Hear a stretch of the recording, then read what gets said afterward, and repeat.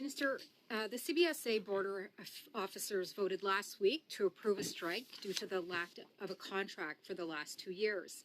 Their demands include wage parity, protection from management retaliation, access to telework, and protection from CBSA's obsessive reliance on contracting out, very similar to your own government and your own department, Minister. Now, you have outlined briefly the process which you are undertaking. But if you are not successful, as your predecessor was not successful, and in fact, I think her legacy, unfortunately, is built on that lack of success in reaching these negotiations in a reasonable amount of time successfully. If you are not successful, can you share with Canadians the total amount that this will have an effect on the economy? How many in the billions will this affect the Canadian economy if you are not successful? Can you tell Canadians that, please?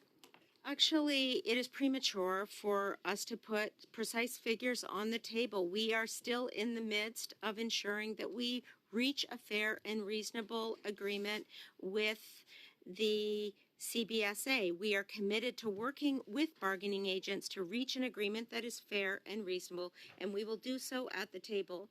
And I would be more than happy to return to this committee and speak to the particular numbers, but at this time it is premature for me to put numbers on the table in the type of question that I've just received. I don't think it is premature, Minister, because if we look at the costs of the port strikes in both Vancouver and Montreal last year, it was $10 billion. $10 billion that had the effect on this economy, especially at a time when your government is in out of control spending, when we need this economy to function so bad. Your government failed, your predecessor failed in getting these negotiations resolved in a timely manner, which cost the economy $10 billion. And of course was also a hit to our tax revenues.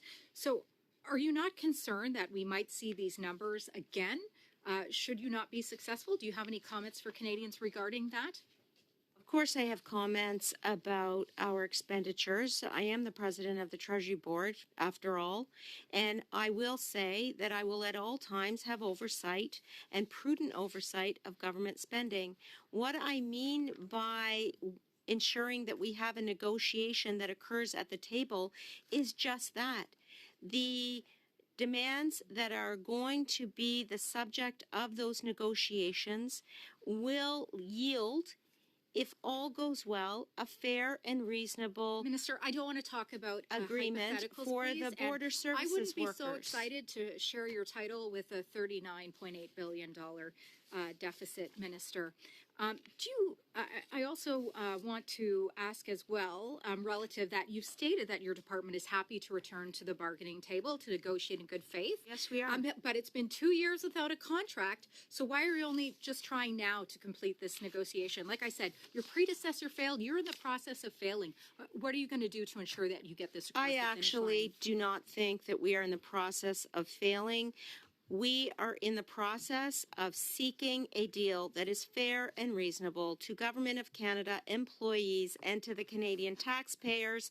And I would not think that hypotheticals of the sort that are being posed in this question would be useful in seeking to reach a fair and reasonable deal. And well, I will as the also official say, opposition, Madam President, we look at results. Now, in August 2023, you were excited to announce that you were going to find $50.4 billion in savings across all government departments over the next 5 years. However, in Budget 2024, more than $52.9 billion in new spending over the next 5 years was announced.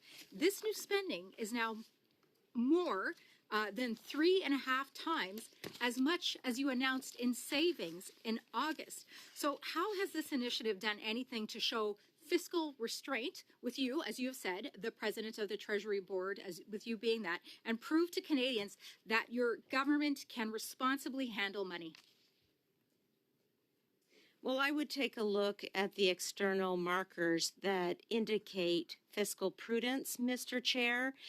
A AAA credit rating is actually an independent assessment Minister, these of are cold comfort. This Mr. is cold Chair, comfort am I for going to be Canadians. able to And respond to these questions? If you will not Mr. listen to Chair? the Prime Minister's office regarding your leadership campaign, I hope you will at least listen to Canadians. Thank you very much. I would really to questions, think- Mr. Chair. It's Yeah, no, very I appreciate that. I think it'll unprofessional be. to interrupt me when I'm actually just trying to We- respond. We're out of time, unfortunately. But luckily, unfortunately, the next up is Mr. Jouari. Unbelievable.